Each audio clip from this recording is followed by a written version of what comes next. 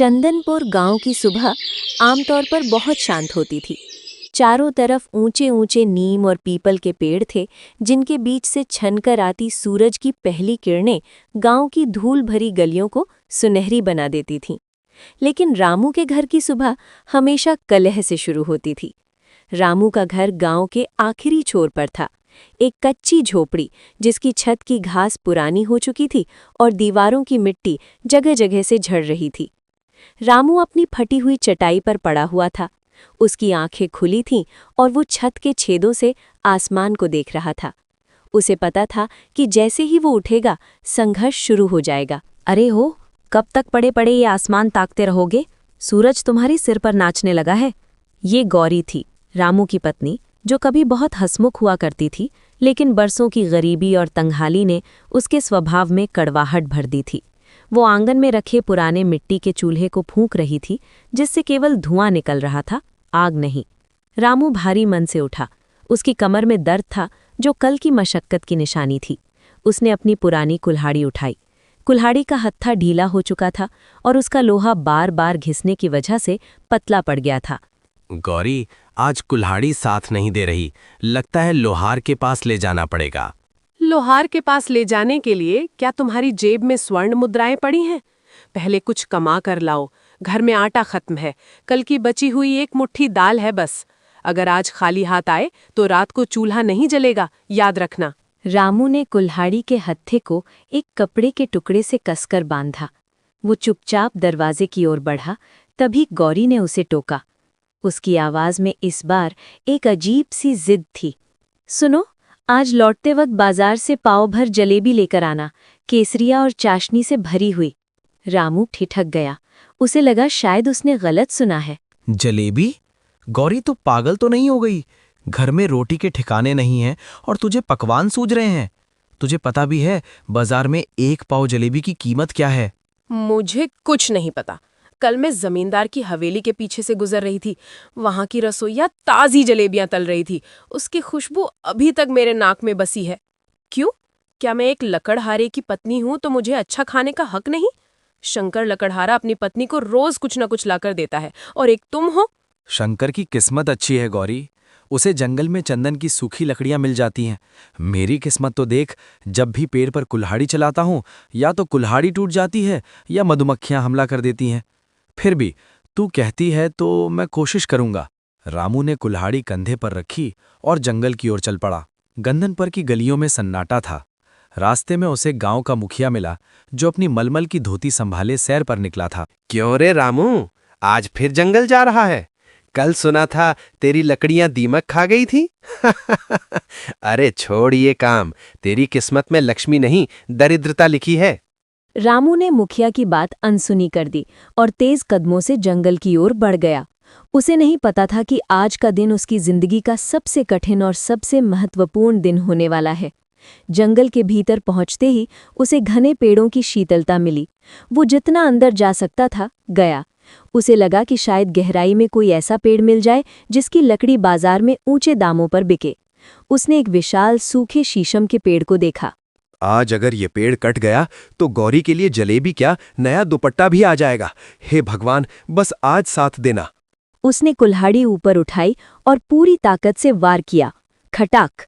पहली ही चोट में कुल्हाड़ी का हत्था हाथ से छूटकर दूर जा गिरा। रामू के हाथ छिल गए थे। उसने हार नहीं मानी। उसने पत्थर से हत्थे को दोबारा ठोका और फिर से वार करने लगा। दोपहर तक वो पसीने से नहा चुका था। उसके पेट में भूख की वजह से मरोड़ उठ रहे थे, लेकिन उसके दिमाग में सिर्फ जलेबी और गौरी का चेहरा घूम रहा था। शाम होने को आई थी। रामू ने लकड़ियों का एक बहुत बड़ा गट्ठर तैयार कर लिया था, इतना बड़ा कि उसे उठाना किसी सामान्य मनुष्य के लिए नामुमकिन था। लेकिन रामू की हिम्मत आज उसकी गरीबी से बड़ी थी। उसने गट्ठर को सिर पर रखा। उसकी गर्दन की नसें फूल गई। वो लड़खड़ाते हुए गांव की ओर बढ़ने लगा। बस थोड़ा और, बाजार पहुंचने वाला हूं। तभी अचानक प्रकृति ने अपना रंग बदला। वो सुंदर शांत शाम पल भर में काली रात में तब्दील हो गई। आसमान में बिजली कड़की, जैसे कोई दैत्य हंस रहा हो, और फिर मूसलाधार बारिश शुरू हो गई। आसमान से गिरती बूंदें शुरू में तो राहत भरी थीं, लेकिन देखते ही देखते उन्होंने प्रलय का रूप ले लिया। चंदनपुर की सूखी मिट्टी पल भर में कीचड़ में तब्दील हो गई। रामू के सिर पर रखा भारी गट्ठर बारिश का पानी सोखने लगा था, जिससे उसका वजन पहले से दोगुना हो गया। रामू का हर कदम मौत को दावत दे रहा था। उसके फटे हुए जूतों के नीचे की जमीन फिसल रही थी। हे ईश्वर, ये तू क्या कर रहा है? दोपहर तक तो सूरज आग उगल रहा था, और अब जब मैं अपनी मेहनत का फल घर ले जाने वाला हूँ तो तूने ये आफत भेज दी। मेरी लकड़ियाँ ये पूरी भीग रही हैं। बारिश इतनी तेज थी कि रामू को सामने का रास्ता दिखना बंद हो गया। बिजली की हर कड़क के साथ उसका दिल बैठ जाता। उसे डर था कि कहीं कोई पेड़ उस पर न गिर जाए। वो एक पुराने पीपल के पेड़ के नीचे रुकने की कोशिश करने लगा, लेकिन वहां से पानी की मोटी धाराएं गिर रही थीं। लकड़ियों का गट्ठर अब उसके सिर को नीचे की ओर दबा रहा था। उसकी गर्दन की हड्डियां चटकने लगी थीं। नहीं, मैं रुक नहीं सकता। अगर अब रुका तो लकड़ियां इतनी भारी हो जाएंगी कि मैं इन्हें उठा भी नहीं पाऊंगा। वो गिरते संभलते बाजार की मुख्य सड़क पर पहुंचा, लेकिन वहां का नज़ारा देखकर उसकी बची खुची हिम्मत भी जवाब दे गई। बाजार खाली हो चुका था। दुकानदार अपनी दुकानों के पट बंद कर रहे थे। लोग अपने अपने घरों की ओर भाग रहे थे। रामू उस कीचड़ भरी सड़क के बीचों बीच खड़ा था, पानी से तरबतर कांपते हुए। उसने देखा कि मिठाई की वो दुकान जहां से उसे जलेबी लेनी थी, उसका मालिक भी शटर गिरा रहा था। सेठ जी, ओ सेठ जी, रुकिए, मेरी लकड़ियां देख लीजिए। बहुत अच्छी शीशम की लकड़ी है। अबे ओ लकड़हारे, इस कयामत की बारिश में तेरी लकड़ियां कौन खरीदेगा? देख नहीं रहा ये पूरी तरह गीली हो चुकी हैं। इन्हें जलाने की कोशिश करेगा तो सिर्फ धुआं निकलेगा, आग नहीं। भाग यहाँ से, मेरी दुकान का सामने कीचड़ मत कर। रामू का चेहरा सफेद पड़ गया। उसने हार नहीं मानी और बाजार के दूसरे कोने की ओर बढ़ा। वहां एक पुराना लकड़ी का व्यापारी अपनी छतरी ताने घर जाने की तैयारी कर रहा था। हुजूर, दया कीजिए, सुबह से कुछ नहीं खाया है। घर में पत्नी राह देख रही है। ये सारी लकड़ियां ले लीजिए, बहुत मेहनत से काटी हैं। बस 5 मुद्राएं दे दीजिए। 5 मुद्राएं? अरे ओ मूर्ख, इन भीगी हुई लकड़ियों की कीमत 5 फूटी कौड़ियां भी नहीं है। देख, इनमें पानी भर गया है। इन्हें सुखाने में हफ्तों लगेंगे। अगर तुझे बहुत जल्दी है तो 1 मुद्रा दूंगा। लेनी है तो दे, वरना इन्हें वापस जंगल ले जा और वहीं गला दे। रामू के कानों में 1 मुद्रा शब्द किसी तीर की तरह लगा। उसकी पूरे दिन की मेहनत, उसकी गर्दन का दर्द, उसकी फटी हुई हथेलियां, सबकी कीमत सिर्फ 1 सिक्का। 1 मुद्रा में तो जलेबी भी नहीं आएगी, और आटा और दाल। लेकिन अगर ये भी न लूं तो कल सुबह फिर खाली पेट जंगल जाना होगा। भारी मन से रामू ने गट्ठर नीचे पटक दिया। व्यापारी ने अपनी जेब से एक गंदा पुराना तांबे का सिक्का निकाला और कीचड़ में खड़े रामू की ओर उछाल दिया। सिक्का कीचड़ में गिरा। रामू ने झुककर उसे उठाया और अपनी फटी धोती के कोने में बांध लिया। जब वो घर की ओर चला तो बारिश धीमी पड़ चुकी थी, लेकिन उसके मन का तूफान बढ़ता जा रहा था। चंदनपुर की गलियां अब सुनसान थीं। उसके घर पहुंचते ही उसने देखा कि गौरी किवाड़ पर कान लगाए बाहर की आहट सुन रही थी। जैसे ही रामू अंदर दाखिल हुआ, गौरी की नजरें उसके हाथों पर गईं। हाथ खाली थे। ये क्या है? पूरे दिन जंगल में रहने के बाद तुम सिर्फ एक सिक्का लाए हो? कल शंकर लकड़हारा अपनी पत्नी के लिए रेशमी चूड़ियां और पकवान लाया था, क्योंकि उसने 10 मुद्राएं कमाई की, और तुम 1 मुद्रा लाए हो। धिक्कार है ऐसी जिंदगी पर। गौरी, बारिश हो गई थी, लकड़ियां भीग गईं। व्यापारी ने बहुत मुश्किल से ये एक सिक्का दिया है, समझने की कोशिश कर। मैं क्या समझूं? मेरी भूख समझूं या तेरी ये फूटी किस्मत? आज जलेबी तो क्या, सूखी रोटी भी नसीब नहीं होगी। जाओ, बाहर जाकर सो जाओ, मुझे तुम्हारा चेहरा भी नहीं देखना। गौरी ने गुस्से में घर का दरवाजा अंदर से बंद कर लिया। रामू बाहर की ठंडी जमीन पर बैठ गया। आसमान अब साफ था, तारे चमक रहे थे, लेकिन रामू की दुनिया में अंधेरा था। उसने आसमान की ओर हाथ जोड़कर कहा, हे विधाता, अगर तुझे मुझे मारना ही है तो एक बार में मार दे। ये रोज रोज का अपमान और ये गरीबी अब सही नहीं जाती। आखिर मेरी किस्मत में ये अंधेरा कब तक रहेगा? उसी रात रामू ने तय किया कि वो कल जंगल के उस हिस्से में जाएगा जहां आज तक कोई लकड़हारा नहीं गया। उसे नहीं पता था कि वहां उसका सामना एक जंगली भेड़िए से नहीं, बल्कि अपनी तकदीर बदलने वाले एक राज से होने वाला है। रात भर रामू भर के बाहर की ठंडी जमीन पर पड़ा रहा। गीली मिट्टी की ठंडक उसकी हड्डियों तक पहुंच रही थी, लेकिन उसके मन की आग उसे सोने नहीं दे रही थी। सुबह की पहली किरण फूटने से पहले ही रामू उठ खड़ा हुआ। उसकी देह अकड़ गई थी, लेकिन उसने अपनी पुरानी कुल्हाड़ी उठाई और बिना गौरी से मिले, बिना पानी की एक बूंद पिए जंगल की ओर चल पड़ा। आज या तो जंगल से कुछ बड़ा लेकर लौटूंगा या फिर कभी वापस नहीं आऊंगा। ये रोज रोज का घुट घुट कर जीना अब बस की बात नहीं। आज रामू ने चंदनपुर के उस इलाके का रुख किया जिसे लोग काला वन कहते थे। वहां की झाड़ियां इतनी घनी थीं कि दिन में भी रात जैसा अंधेरा छाया रहता था। कहते थे कि वहां खूंखार जानवर रहते हैं, इसलिए कोई भी लकड़हारा उधर जाने की हिम्मत नहीं करता था। रामू झाड़ियों को काटते हुए अंदर घुसता गया। तभी उसे एक पुराना सूखा हुआ चंदन का पेड़ दिखाई दिया। उसकी सूखी टहनियों से भी हल्की हल्की खुशबू आ रही थी। मिल गया। भगवान ने सुन ली। अगर इस पेड़ की आधी लकड़ियां भी बाजार पहुंच गईं तो चांदी ही चांदी होगी। रामू ने कुल्हाड़ी उठाई और वार करना शुरू किया। अभी उसने 2-4 प्रहार ही किए थे कि अचानक जंगल का सन्नाटा एक डरावनी गुर्राहट से गूंज उठा। रामू ठिठक गया। झाड़ियों में हलचल हुई और सामने से एक विशाल जंगली भेड़िया निकल कर आया। उसकी आंखें जलते हुए अंगारों की तरह लाल थीं और उसके मुंह से लार टपक रही थी। भेड़िया भूखा था और रामू उसका आसान शिकार। इससे पहले कि रामू कुछ समझ पाता, भेड़िए ने एक जोरदार छलांग लगाई। बचाओ, कोई है? रामू ने अपनी कुल्हाड़ी घुमाई, लेकिन डर के मारे उसका हाथ कांप गया। कुल्हाड़ी भेड़िए को लगने के बजाय पास की घनी झाड़ियों और दलदल जैसी मिट्टी में जा गिरी। अब रामू निहत्था था। वो अपनी जान बचाने के लिए एक ऊंचे वृक्ष की ओर भागा। वो बदहवास होकर भाग रहा था। कांटे उसके बदन को चीर रहे थे, कपड़े फट रहे थे। वो एक घने बरगद के पीछे छिप गया और अपनी सांसें रोक लीं। भेड़िया कुछ देर तक वहां मंडराता रहा। उसकी गुर्राहट रामू के कानों के पास सुनाई दे रही थी। कुछ समय बाद जब शांति छाई तो रामू ने धीरे से बाहर झांका। भेड़िया जा चुका था, लेकिन रामू की पूरी मेहनत मिट्टी में मिल चुकी थी। मेरी कुल्हाड़ी, मेरी रोजी रोटी का इकलौता सहारा, वो भी चली गई। अब मैं घर क्या लेकर जाऊंगा? लकड़ी तो दूर, अब तो मेरे पास उसे काटने का औजार भी नहीं बचा। वो अपनी कुल्हाड़ी ढूंढने की कोशिश करने लगा, लेकिन वो झाड़ियों के उस दलदल में कहीं समा गई थी। निराश और टूटा हुआ रामू गांव की ओर लौटने लगा। तभी अचानक फिर से आसमान से बूंदें गिरने लगीं। कीचड़ में उसका पैर फिसला और वो सीधे एक गंदे गड्ढे में जा गिरा। जब वो उठकर चंदनपुर की मुख्य चौपाल पर पहुंचा तो उसकी हालत किसी भिखारी से भी बदतर थी। शरीर पर कीचड़, फटे कपड़े और चेहरे पर हार के निशान। चौपाल पर मुखिया और उसके कुछ चापलूस दोस्त हुक्का पी रहे थे। अरे देखो तो सही, ये कौन आ रहा है? ये तो हमारा राजयोग वाला लकड़हारा है। क्यों रे रामू, आज क्या कीचड़ की खेती करने गया था या भेड़िए ने तुझे अपना रिश्तेदार समझकर छोड़ दिया? मुखिया जी, इसके चेहरे पर तो कालिक पुती है। लगता है किस्मत ने आज इसे अच्छे से धोया है। रामू का खून खौल उठा। उसने मुखिया की ओर देखा। उसकी मुट्ठियां खिंच गईं। मुखिया जी, वक्त सबका बदलता है। आज मेरा बुरा है, आप हंस लीजिए, लेकिन याद रखना, गिरकर उठने वाले को ही बाजीगर कहते हैं। अबे जा जा, बाजीगर बनेगा? अपनी शक्ल देख। तेरे जैसे फूटी किस्मत वाले की मदद करना भी पाप है। चल दफा हो यहां से, वरना सिपाहियों से कहकर गांव से बाहर फेंकवा दूंगा। रामू अपमान का कड़वा घूंट पीकर अपने घर पहुंचा। गौरी द्वार पर खड़ी थी। रामू की हालत देखकर वो चीख पड़ी।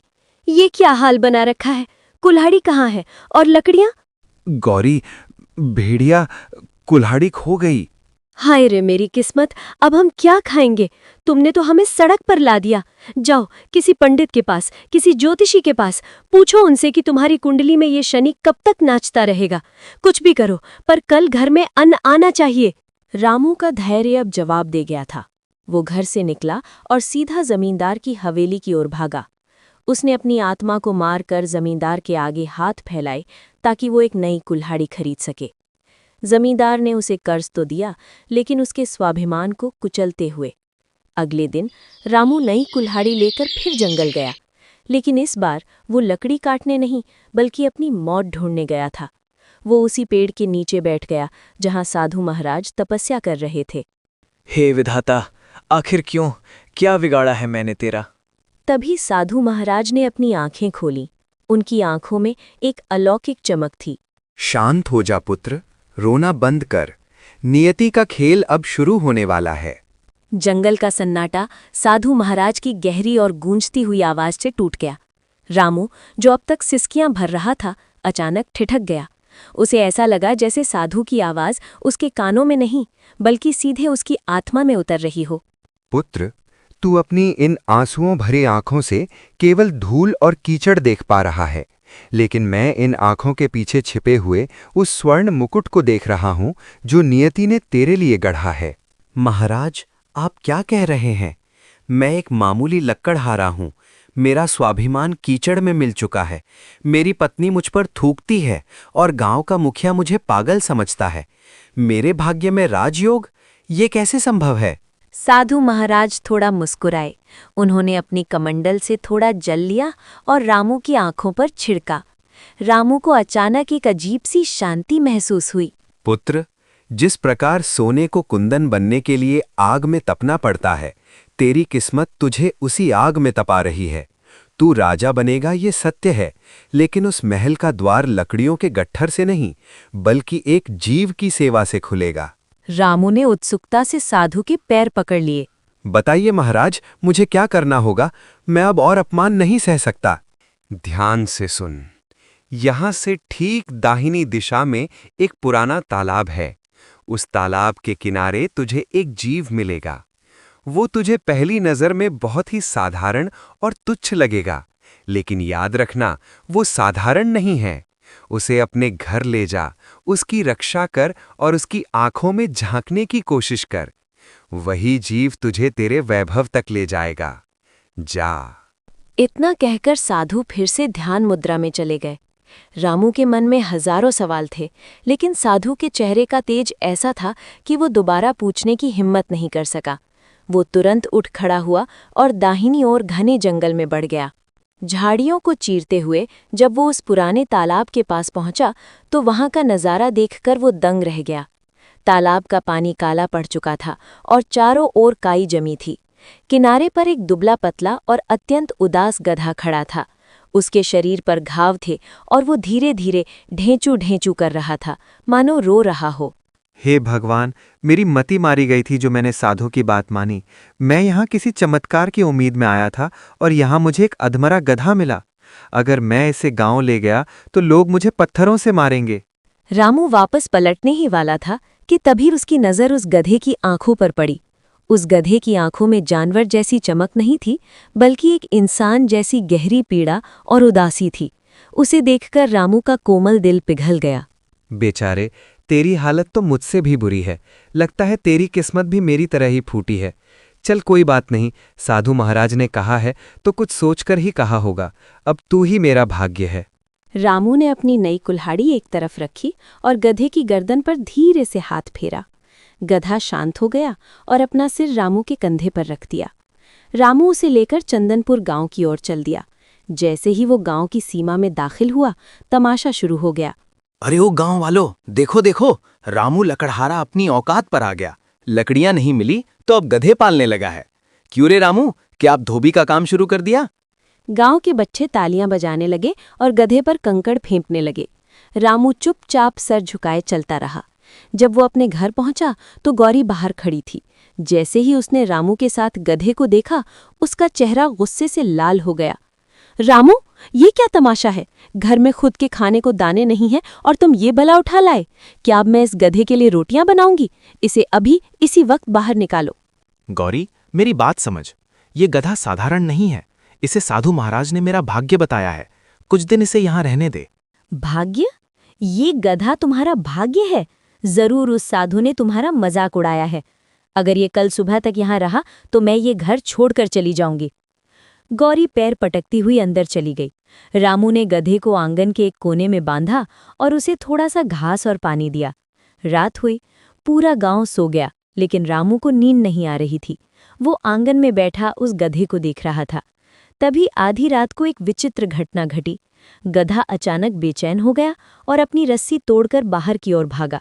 वो सीधा जमींदार के हरे भरे खेत में घुस गया और फसल को बेरहमी से कुचलने और चरने लगा। रामू उसे पकड़ने के लिए पीछे भागा, लेकिन गधा बहुत तेज था। तभी जमींदार का रखवाला जाग गया। चोर, चोर! अरे ये तो रामू का गधा है, इसने जमींदार साहब की फसल तबाह कर दी। रामू, अब तेरी खैर नहीं। अगली सुबह जब सूरज उगा तो जमींदार अपने 4 लठैतों के साथ रामू के घर के बाहर खड़ा था। रामू, बाहर निकल नीच। तेरे इस आवारा जानवर ने मेरी 5 मुद्रा की फसल बर्बाद कर दी है। अब या तो मुझे हर्जाना दे या फिर मेरी गुलामी करने के लिए तैयार हो जा। रामू के पैरों तले जमीन निकल गई। उसे समझ नहीं आ रहा था कि जो गधा उसकी किस्मत बदलने वाला था वो उसे जेल की सलाखों के पीछे क्यों ले जा रहा है। लेकिन रामू को नहीं पता था कि गधे ने ये फसल जानबूझकर बर्बाद की थी ताकि रामू को जमींदार के खेत तक पहुंचाया जा सके। जमींदार की दहाड़ के पूरा चंदनपुर थर्रा उठा था। गांव के लोग अपने घरों से बाहर निकल आए थे। रामू असहाय खड़ा था। उसकी आंखों के सामने अंधेरा छा रहा था। उसे समझ नहीं आ रहा था कि साधु महाराज का आशीर्वाद उसके लिए अभिशाप कैसे बन गया। देख क्या रहा है रामू, तेरी हैसियत तो 1 मुद्रा चुकाने की नहीं है। हर्जाना क्या देगा? अब मेरी बात कान खोल कर सुन।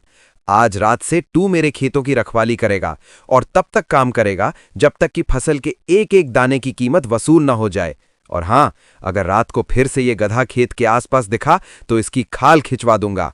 जमींदार के जाने के बाद गौरी ने रो रो कर घर सिर पर उठा लिया। मैंने कहा था ना, ये गधा पनौती है, इसने आते ही तुम्हें गुलाम बना दिया। अब जाओ, दिन भर लकड़ी काटो और रात भर जमींदार की चाकरी करो। यही लिखा है तुम्हारी फूटी किस्मत में। रामू चुप रहा। उसने गधे की ओर देखा जो बिल्कुल शांत खड़ा था। गधे की आंखों में इस बार एक अलग चमक थी, मानो वो रामू को कुछ कहना चाह रहा हो। रात का समय था। चंदनपुर सन्नाटे में डूबा था। रामू जमींदार के ऊंचे मचान पर बैठा खेतों की रखवाली कर रहा था। चारों ओर झींगुरों की आवाजें गूंज रही थीं। तभी उसे एहसास हुआ कि कोई उसके पीछे खड़ा है। उसने पलटकर देखा तो वो वही गधा था। तू फिर यहाँ आ गया? तेरी वजह से मैं मुसीबत में हूं। अब जा यहाँ से, वरना। ठहरो रामू, डरो मत। एक गहरी गूंजती हुई और रौबदार पुरुष आवाज सुनाई दी। रामू उछलकर मचान से नीचे गिरते गिरते बचा। उसने इधर उधर देखा, लेकिन वहां गधी के अलावा कोई नहीं था। कौन बोला? मैं बोल रहा हूं रामू, घबराओ मत। मैं वही जीव हूं जिसे साधु महाराज ने तुम्हारा भाग्य बताया था। मैं कोई साधारण गधा नहीं, मैं इस राज्य का राजा विक्रम हूं। रामू के होश उड़ गए। वो हक्का बक्का होकर गधे को ताकने लगा। उसे लगा कि शायद भूख और थकान की वजह से उसे मतिभ्रम हो रहा है। गधा? राजा? ये कैसे संभव है? क्या मैं पागल हो गया हूं? नहीं रामू, तुम पागल नहीं हो। ये मेरे साथ हुआ एक बहुत बड़ा विश्वासघात है। मेरे ही महामंत्री और इस गांव के दुष्ट जमींदार ने मिलकर एक तांत्रिक के जरिए मुझे ये रूप दिया है। उन्होंने मेरी आत्मा को इस शरीर में कैद कर दिया और मेरी असली शक्तियों को एक नीलम पत्थर में बांधकर इसी खेत में कहीं गाड़ दिया है। रामू ने हाथ जोड़ लिए। उसकी आंखों से आंसू बहने लगे। महाराज, मुझे क्षमा करें, मैं आपको पहचान नहीं पाया। लेकिन आपने फसल क्यों बर्बाद की? मुझे संकट में क्यों डाला? क्योंकि अगर मैं फसल बर्बाद नहीं करता तो जमींदार तुम्हें यहाँ काम पर नहीं रखता, और अगर तुम यहाँ नहीं आते तो हम उस नीलम पत्थर को कभी नहीं ढूंढ पाते। वो पत्थर इसी खेत के उत्तर दिशा वाले कोने में गड़ा है, जहां से रात को हल्की नीली रोशनी निकलती है। रामू की रगों में बिजली सी दौड़ गई। उसे समझ आया कि साधु महाराज ने उसे यहाँ क्यों भेजा था। रामू, आज रात जमींदार की हवेली में एक गुप्त सभा होने वाली है। महामंत्री खुद यहाँ आने वाला है। तुम्हें चुपके से हवेली जाना होगा और उनकी योजना सुननी होगी। तब तक मैं यहाँ उस जगह को खुरचूंगा जहाँ वो पत्थर छिपा है। रामू दबे पांव हवेली की ओर बढ़ा। हवेली की ऊंची दीवारों के पीछे से उसे फुसफुसाहट सुनाई दी। वो खिड़की के पास चिपककर खड़ा हो गया। अंदर जमींदार और एक नकाबपोश आदमी, महामंत्री, बात कर रहे थे। जमींदार, क्या वो पत्थर सुरक्षित है? अगर राजा विक्रम का शरीर नष्ट हो गया और वो पत्थर किसी के हाथ लग गया तो सारा भेद खुल जाएगा। बेफिक्र रहिए मंत्री जी, वो पत्थर मेरे खेत में ऐसी जगह गड़ा है जहां कोई जाने की हिम्मत नहीं करता, और वो बेवकूफ लकड़हारा रामू अब उसी खेत की रखवाली कर रहा है। उसे क्या पता कि जिस मट्टी पर वो खड़ा है उसके नीचे राजा की तकदीर दबी है। अच्छा है, 1 महीने बाद मैं खुद को राजा घोषित कर दूंगा, तब तुम इस पूरे इलाके के सबसे बड़े जागीरदार बनोगे। रामू का खून खौल उठा। उसे अब सब समझ आ गया था। वो तुरंत खेत की ओर भागा। वहां गधा राजा विक्रम अपने खुरों से मिट्टी खोद रहा था। महाराज, मैंने सब सुन लिया। वे आपको हमेशा के लिए खत्म करना चाहते हैं। मुझे बताइए, पत्थर कहाँ है? अचानक खेत के एक कोने से एक मंद नीली रोशनी फूटने लगी। मिट्टी के नीचे कुछ चमक रहा था। रामू ने पागलों की तरह मिट्टी खोदनी शुरू की। उसके नाखून टूट गए, उंगलियों से खून निकलने लगा, लेकिन वो नहीं रुका। अंत में उसके हाथ में एक अंगूर के दाने के बराबर का चमकता हुआ नीलम पत्थर आया। जैसे ही रामू ने उसे हाथ में लिया, पूरे खेत में एक दिव्य गूंज उठी। लेकिन तभी टॉर्च की रोशनी चमकी। जमींदार के लठैत वहां पहुंच चुके थे। पकड़ो इस लकड़हारे को, इसके हाथ में क्या है? ये चोरी कर रहा है। खेत की शांत रात अचानक शोर शराबे और मशालों की रोशनी से भर गई। लठैतों की भारी आवाजें रामू के कानों में हथौड़े की तरह बज रही थीं। उसके हाथ में वो नीलम पत्थर किसी जलते हुए अंगारे की तरह चमक रहा था। पकड़ो इस चोर को, जमींदार साहब ने सही कहा था। ये लकड़हारा साधारण नहीं है, इसकी नजर हमारे खजाने पर है। रामू के पास सोचने का समय नहीं था। उसने पत्थर को अपनी मुट्ठी में भींचा और गधे यानी राजा विक्रम की ओर देखा। भागो रामू, रुकना मत, सीधे साधु महाराज की कुटिया की ओर भागो। अगर ये पत्थर उनके पास पहुंच गया तो तांत्रिक का घेरा टूट जाएगा। मेरी चिंता मत करो, जाओ। रामू जान हथेली पर भागा। पीछे से लठैत पत्थर और डंडे बरसा रहे थे। एक पत्थर रामू के कंधे पर लगा और वो करा उठा, लेकिन उसने पत्थर नहीं छोड़ा। वो झाड़ियों को चीरता हुआ कांटों की परवाह किए बिना चंदनपुर के उस गहरे जंगल की ओर भागा जहां साधु महाराज तपस्या कर रहे थे। पकड़ो, वो साधु की कुटिया की तरफ गया है। रामू हाफता हुआ कुटिया के सामने पहुंचा और सीधा साधु महाराज के चरणों में गिर पड़ा। उसका शरीर लहूलुहान था, लेकिन चेहरे पर एक अजीब सी जीत की चमक थी। महाराज, ये रहा वो पत्थर, इसे नष्ट कर दीजिए। राजा विक्रम को बचाइए। साधु महाराज ने अपनी आंखें खोली। उनकी आंखों का तेज इतना प्रबल था कि पीछे से आते हुए लठैत अचानक ठिठक कर रुक गए। उन्हें ऐसा लगा जैसे उनके सामने कोई अदृश्य दीवार खड़ी हो। पुत्र रामू, तूने अपनी परीक्षा उत्तीर्ण कर ली। तूने केवल अपनी किस्मत के लिए नहीं, बल्कि अपने राजा और धर्म के लिए अपना रक्त बहाया है। साधु ने रामू के हाथ से वो चमकता हुआ पत्थर लिया और उसे एक विशेष हवन कुंड के बीचों बीच रख दिया। उन्होंने मंत्रों का उच्चारण शुरू किया। ओम श्रीम ह्रीम क्लीम विनाशाय कायाकल्पाय फट। जैसे ही अंतिम मंत्र पढ़ा गया, आसमान में बिजली कड़की। हवन कुंड से एक विशाल अग्नि की लपट उठी और नीलम पत्थर चटककर राख हो गया। उसी क्षण खेत में खड़ा वो गधा दर्द से कराह उठा और उसके शरीर से एक तेज रोशनी निकलने लगी। जमींदार और उसके आदमी वहां पहुंचे ही थे कि उन्होंने देखा गधे की खाल बीच से फट रही थी। वहां कोई जानवर नहीं, बल्कि एक तेज पुंज निकल रहा था। रोशनी इतनी प्रबल थी कि सबने अपनी आंखें मूंद लीं। जब रोशनी कम हुई तो वहां कोई गधा नहीं था। वहां खड़े थे महाराज विक्रम। उनकी लंबी जटाएं, मखमली राजसी वस्त्र जो जादुई रूप से प्रकट हुए थे, और उनके हाथ में एक चमकती हुई तलवार। महाराज, आप ये कैसे? गद्दार, तूने और उस महामंत्री ने सोचा था कि तुम नियति को हरा दोगे? रामू जैसे एक साधारण लक्कड़हारे की ईमानदारी ने तुम्हारे पाप के घड़े को फोड़ दिया है। राजा ने एक ही वार में जमींदार की तलवार छीन ली और उसे बंदी बनाने का आदेश दिया, जो उनके पीछे आए गुप्तचरों ने तुरंत माना। अगले दिन सुबह चंदनपुर का नजारा बदला हुआ था। गांव के लोग हैरान थे कि महल से राजसी सैनिक और रथ रामू की झोपड़ी के सामने क्यों खड़े हैं। मुखिया तो डर के मारे कुएं के पीछे छिप गया था। राजा विक्रम स्वयं रथ से उतरे और रामू की झोपड़ी के अंदर गए। रामू और गौरी जमीन पर माथा टेक कर बैठ गए। उठो रामू, आज से तुम मेरे प्रजा नहीं, मेरे भाई हो। और गौरी, तुमने जलेबी मांगी थी ना? आज से तुम उस महल की मालकिन हो जहां रोज 56 भोग बनेंगे। महाराज, मुझे क्षमा कर दें। मैंने रामू को बहुत दुख दिए। मैं समझ नहीं पाई कि इनकी फूटी किस्मत असल में एक महान भाग्य का द्वार थी। रामू, मेरी कोई संतान नहीं है। तुमने मुझे नया जीवन दिया है। मैं तुम्हें अपना उत्तराधिकारी घोषित करता हूँ। आज से तुम चंदनपुर के नहीं बल्कि पूरे मगध साम्राज्य के युवराज हो। गांव का वो मुखिया जो मजाक उड़ाता था अब हाथ जोड़कर खड़ा था। रामू रथ पर सवार हुआ।